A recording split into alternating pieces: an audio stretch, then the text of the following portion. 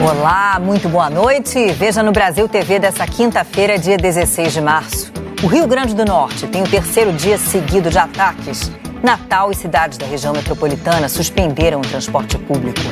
O rompimento de uma adutora em São Paulo provoca um enorme vazamento na zona norte da cidade. Começou hoje a maior competição de robótica do país com alunos de escolas públicas e particulares. E ainda, no Recife, biólogos ensinam estudantes sobre a importância do tubarão para o ecossistema.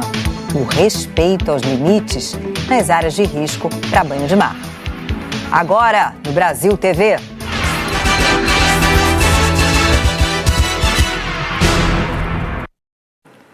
A gente começa falando do terceiro dia de ataques no Rio Grande do Norte. Depois de mais uma madrugada de violência, Natal e cidades da região metropolitana suspenderam o transporte público. Muitas escolas não abriram e serviços de saúde estão suspensos. O dia começou com novos ataques. Pela manhã, criminosos botaram fogo neste ônibus em Natal. Testemunhas contaram que o motorista e o passageiro conseguiram fugir a tempo. As chamas atingiram a fiação elétrica e moradores da região ficaram sem energia. Os bombeiros chegaram logo depois. Depois do ataque, a Prefeitura de Natal determinou o recolhimento de toda a frota e suspendeu o transporte público. Ônibus que operam na região metropolitana também estão sendo recolhidos.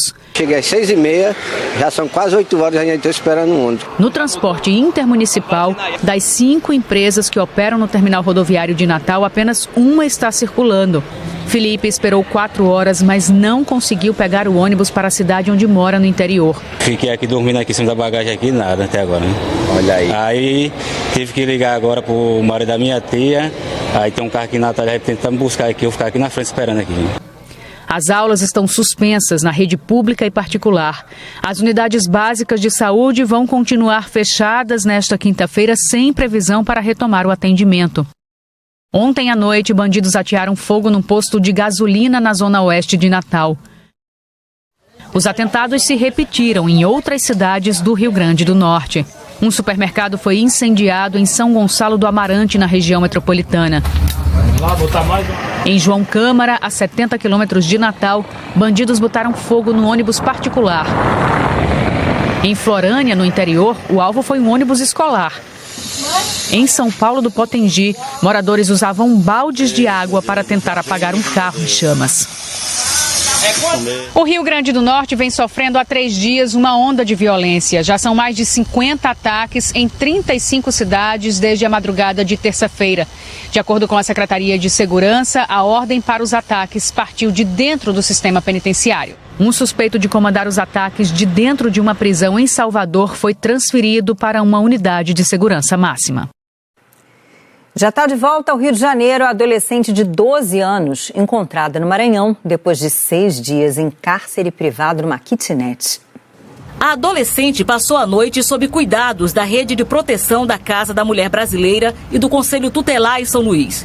Ela embarcou de volta para o Rio de Janeiro na companhia do pai e de uma policial civil carioca que chegaram aqui ontem à tarde. O caso agora está sendo investigado pela Delegacia de Proteção à Criança e ao Adolescente de São Luís e pela Polícia do Rio de Janeiro.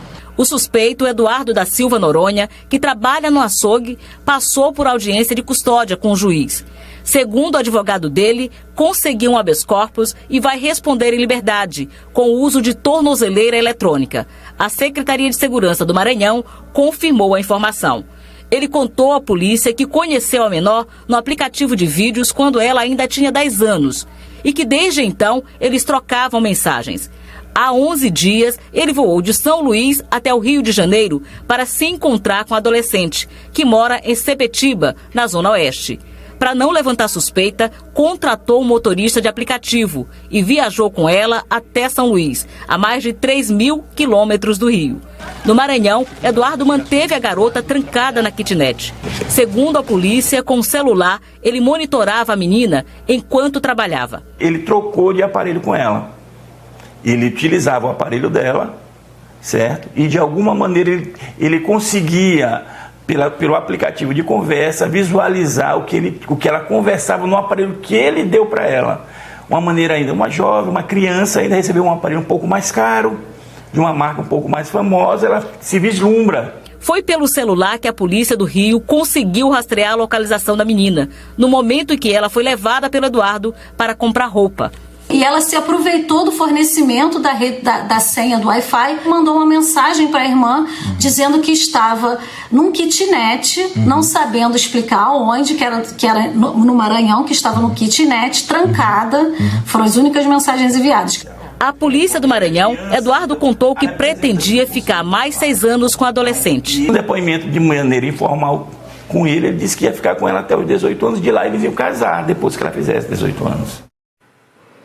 A Polícia Civil do Rio quer saber agora quem foi o motorista do carro de aplicativo que levou os dois até São Luís. Um homem foi preso suspeito de estuprar uma pessoa no Parque da Cidade, em Brasília. O Gabriel Tibaldo tem as informações. Segundo a polícia, o suspeito pelo estupro foi preso ontem. O caso aconteceu na última segunda-feira no Parque da Cidade, no fim da tarde. O suspeito já tinha mandado de prisão por roubo e atraiu a vítima, segundo a polícia, para o carro dele, onde praticou o crime. Consta ainda no boletim de ocorrência que, ao ser abordado pela polícia, ele estava em um carro roubado e apresentou um documento falso aos policiais. O delegado responsável pelo caso conversou com o nosso produtor Marcelo Tobias hoje de manhã. Ele disse que a vítima é um homem, mas a idade não foi revelada. Na delegacia, o suspeito negou o estupro. Disse que o ato foi consensual, mas apresentou versões contraditórias. O suspeito está preso na primeira delegacia da Asa Sul, onde permanece à disposição da Justiça. A polícia da Bahia procura por bandidos que explodiram e destruíram uma agência bancária em Salvador. Ao mesmo tempo, uma operação em quase 400 cidades do estado já apreendeu drogas e armas e prendeu hoje mais de 200 pessoas por diversos crimes. Quem tem as informações é a Camila Marinho. Olá, a ação dos bandidos foi durante a madrugada. Moradores aqui da região chegaram a ouvir pelo menos 4 explosões. Os 2 andares da agência bancária ficaram destruídos. Além das explosões, muitos tiros também. As marcas das balas ficaram nas casas e em pelo menos 2 carros de lanches. Para impedir a ação da polícia, na fuga, os criminosos espalharam grampos para furar os pneus de outros carros. Apesar da destruição, a quadrilha não conseguiu chegar ao cofre e levar o dinheiro. E enquanto policiais da capital faziam buscas para tentar identificar os envolvidos neste ataque a banco, uma outra força-tarefa da Polícia Baiana acontecia em cerca de 400 cidades do estado. Foi a 8ª fase de uma operação que começou em setembro do ano passado e que tinha como alvo pessoas envolvidas em diversos crimes, como tráfico de drogas e associações criminosas. Só durante a manhã, mais de 210 pessoas já tinham sido presas. Camila Marinho, de Salvador, para o Brasil TV. Agora, olha essa história absurda. Uma bebê de 1 ano e 7 meses foi picada por um inseto. Precisou ser levada ao posto de saúde, em São Gonçalo, região metropolitana do Rio. A picada foi na cabeça, mas a menina acabou tendo um dedo amputado. Um caso de negligência e descaso. Uma criança que deu entrada num pronto-socorro infantil de São Gonçalo, na região metropolitana do Rio, para tratar um inchaço na testa por causa de uma picada de mosquito e acabou saindo com parte do dedo mindinho amputado.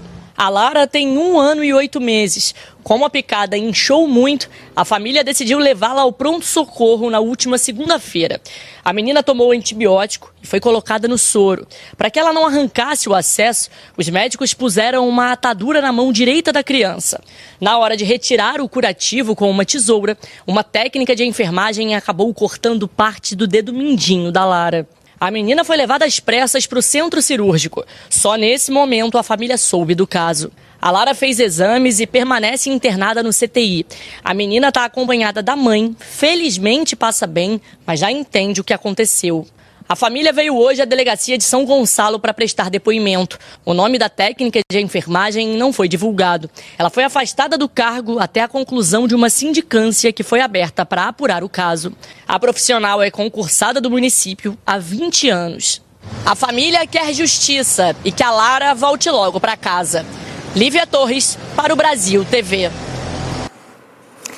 O surto de dengue preocupa cada vez mais diferentes municípios do país. Itápolis, no interior de São Paulo, com cerca de 40 mil habitantes, tem quase 1.700 casos confirmados da doença. Esse número deixa os moradores com medo, claro, e mexe com o atendimento de saúde na cidade. Posto exclusivo para pacientes com suspeita de dengue em Itápolis fez quase 90 atendimentos numa única manhã. Aqui, a equipe de saúde chega a notificar 170 casos da doença por dia. A Daiane levou para a unidade os 3 filhos, com febre e diarreia. O marido dela ficou em casa com possíveis sintomas de dengue também. Meu marido já está com febre alta, dores na junta, má disposição, não consegue se alimentar, fraqueza, dor no fundo do olho. Quase 1.600 pessoas já tiveram a confirmação da doença. 8 vezes o número registrado no ano passado inteiro. Há pouco mais de um mês, Itápolis, que tem mais de 43 mil habitantes, tinha 200 confirmações. Segundo a prefeitura, com as chuvas frequentes, não foi possível controlar os focos e, com isso, as transmissões. A laje de um prédio no centro da cidade está cheia d'água. Mesmo sem chuva, a construção passa semanas assim, segundo os vizinhos. E olha que a poucos metros dali, na fachada do mesmo imóvel, o banner alerta. Para combater o Aedes aegypti, tem que eliminar os criadouros. A Secretaria de Saúde mudou a estratégia de combate à dengue. O carro de nebulização passou a espalhar o veneno pelas ruas para matar o mosquito. Além disso, agentes aplicam inseticidas nos imóveis. Ao mesmo tempo, ocorrem as ações de conscientização. O cronograma dessas visitas é para atender a cidade toda, mas quando uma área tem alta incidência de casos, recebe atenção especial do Centro de Controle de Vetores. E nesse bloqueio do mosquito, 90% das larvas são encontradas dentro das casas. A água não pode ficar parada, independente do tamanho do recipiente. Grande, pequeno, médio, tampinha de garrafa é o suficiente. Um exemplo assim, água dos animais. Se a pessoa não lavar, no mínimo, a cada 3 dias, ela passa ali, coloca os ovinhos, depois de 3 dias os ovinhos vão eclodir. Dona Eda disse que não esquece das tarefas para espantar o mosquito. Cuidado, né, com o quintal, né? Sempre tá olhando, né, cuidando, né? Porque a gente cuida da gente e os pessoal também tem que cuidar, né? A Prefeitura de Itápolis informou que está apurando a denúncia sobre a construção com um acúmulo de água na laje.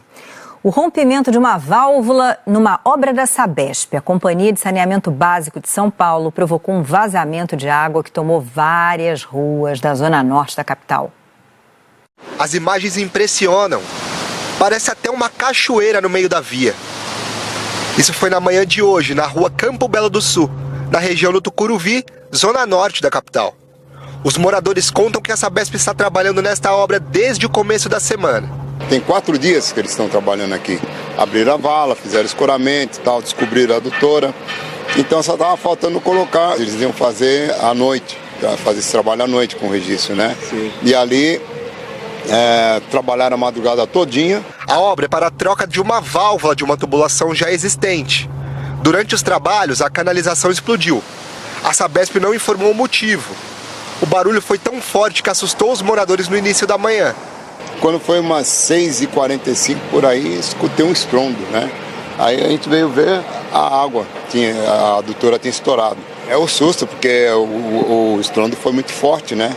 Então aí realmente assustou a gente aí. Acho que era umas 5h40, deu um estouro muito grande, eu achei até que estavam explodindo a casa, né? Eu fiquei a madrugada um pouco acordado, porque eles ficaram mexendo com os equipamentos, fazendo a obra. Depois do susto com toda a enxurrada, os profissionais da Sabesp conseguiram conter o vazamento de água e agora trabalham na troca do equipamento, que deve ser concluída nos próximos dias.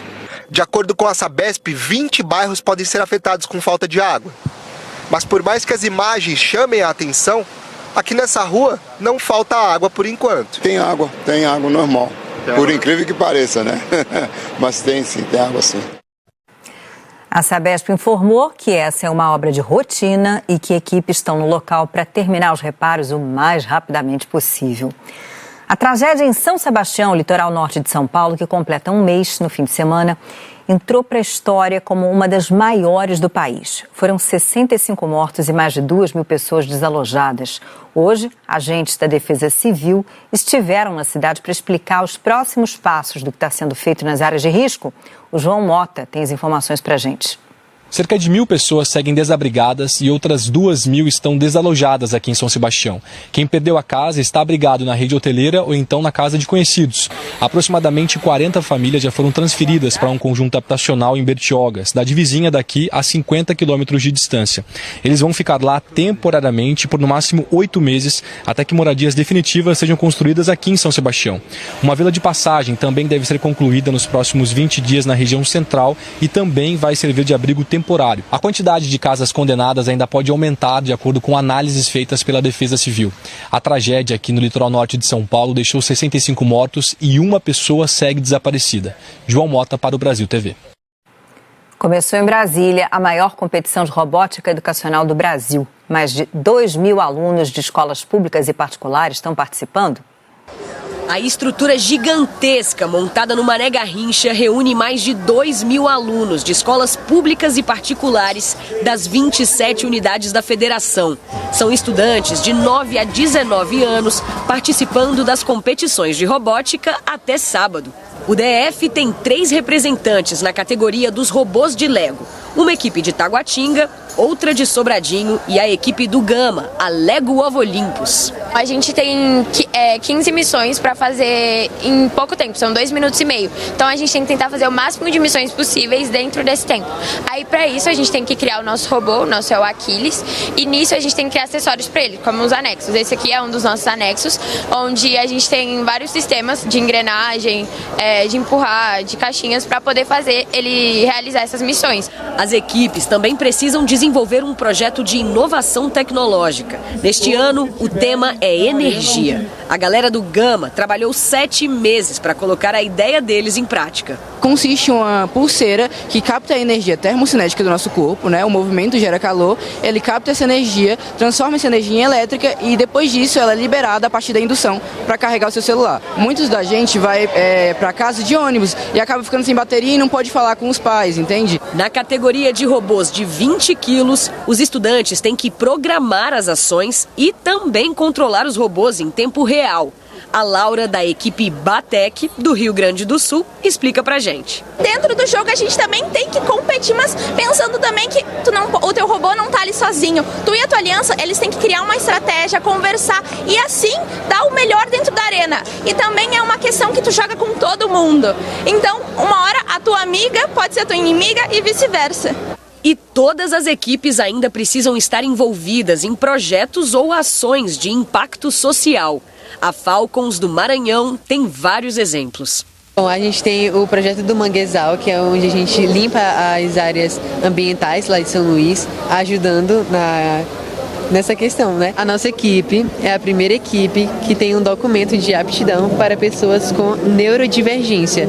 Então, a gente vê muito essa questão da inclusão de pessoas com autismo, dislexia, pessoas surdas, pessoas cegas e demais. Na categoria de maior complexidade estão os robôs de até 60 quilos. A equipe do Vito, de Novo Hamburgo, no Rio Grande do Sul, é a mais antiga do país e tem representado o Brasil no Mundial há 7 anos. Focou em fazer um robô ágil que consegue passar no meio de todo mundo, porque ano passado a gente roubou imenso e a gente sofreu muito com outros robôs fazendo defesa, batendo na gente. A gente tem uma aceleração muito boa, então isso nos permite conseguir navegar pelo campo com muita facilidade. E tem uma competição paralela da Fórmula 1, em que os estudantes precisam criar o próprio carrinho e fazer o menor tempo.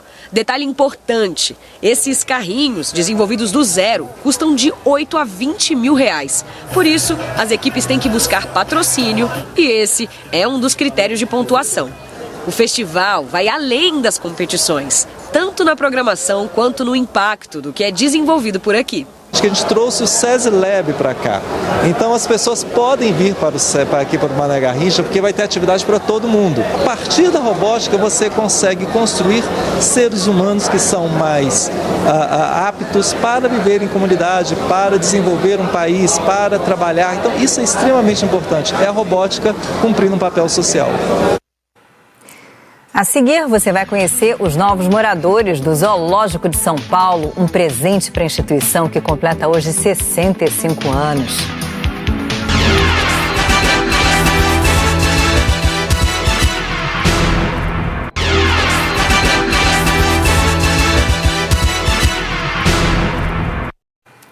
O Brasil TV está de volta falando do aniversário do Zoológico de São Paulo, que completa hoje 65 anos. Para celebrar a data e reforçar a preservação da biodiversidade, chegaram por lá 2 lobos-guarais e um casal de arpias, espécies que são ameaçadas de extinção. Os 2 machos de lobos-guará foram transferidos do Zoológico Municipal de Volta Redonda, no Rio de Janeiro, depois de serem resgatados ainda filhotes. Olha só que bonitinhos. Eles foram encaminhados pelo ICMBio, que é o Instituto Chico Mendes de Conservação da Biodiversidade, Instituto Federal, e eles vão fazer parte do programa de manutenção e reprodução de espécies ameaçadas do Zoológico de São Paulo. Já o casal de árpias está grávido e em breve vai nascer um filhotinho. A árpia também é conhecida como gavião real, bem bonita também, e é a maior ave de rapina do Brasil. Da ponta de uma asa à outra, ela pode chegar a 2 metros. As fêmeas são maiores do que os machos e elas podem pesar até 9 quilos. Elas estão classificadas como vulneráveis de extinção, ou seja, correm um certo risco aí no Brasil e no mundo, segundo a União Internacional para a Conservação da Natureza. A perda de habitat, a caça e colisões com redes de energia são os principais motivos dos riscos aí que as árpias correm. O público vai ter que esperar um pouquinho para ver os animais recém-chegados ao Zoológico Paulista, porque eles ainda estão em quarentena, passando por uma avaliação clínica, com direito a exames que fazem parte desse período de adaptação. Depois de alguns incidentes com tubarões no litoral de Pernambuco, uma escola estadual no Recife fez uma aula especial. Os professores foram biólogos que trabalham com educação ambiental e ajudam a conscientizar os estudantes sobre a importância do tubarão para o ecossistema. Outra lição para a turma foi sobre a importância de não ultrapassar os limites da natureza e nem se aventurar em áreas de risco. A Bianca Carvalho acompanhou e conta pra gente. Quando a gente fala de incidente com tubarão, a gente precisa, sem nenhuma dúvida, falar de educação ambiental, de intensificar a educação ambiental. A educação que tem que ser levada para as escolas, para onde tem gente, para onde tem adolescente. A gente está tendo um projeto aqui na escola Silvio Rabelo, que fica no Parque 13 de Maio, que é bem interessante. Tem uma professora daqui da escola e tem também uma pesquisadora da Universidade Federal Rural de Pernambuco. A pesquisadora aqui está mostrando para os alunos a diferença entre a arcada dentária de um e de outro. Deixa eu ver aqui, professora, se ele já entendeu. Esse aqui é de que? Tubarão-tigre. Tubarão-tigre. E o que você está aí? Cabeça chata. Cabeça chata. Os dois são perigosos, né? Sim. O que vocês já sabem sobre o que é que a gente não pode fazer para não correr perigo com o tubarão? O errado é a gente já tá dentro da área dele, né, que é dentro da água. Então, tomar maior cuidado para não poder ser atacado por ele, né? Porque o ataque foi raso, um ataque na área rasa da gente, né? Onde a gente podia se aproveitar. Vocês podem chegar na área rasa, né?